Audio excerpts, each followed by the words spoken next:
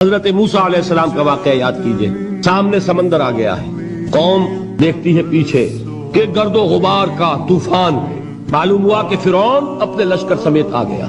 پوری قوم نے کیا کہا؟ اے موسیٰ ہم کو پکڑے گئے، موسیٰ ہمیں یہاں مروایا لا کر، اس سے تو ہم ہی بہتر تھے. تو لڑ رہے ہیں حضرت موسیٰ علیہ السلام سے. یہ تورات کی تفصیل ہے.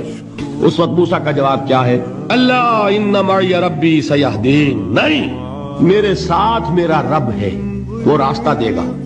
بتائیے کہاں راستہ نظر آ رہا ہے؟ یہ ہے ایمان بالغیب. راستہ نظر نہ آئے تب اللہ پر یقین ایمان ہے. جیب میں پیسے ہوں اور تب دل کو اطمینان ہے تو ایمان کس پر ہوا؟ پیسے پر، اللہ پر نہیں.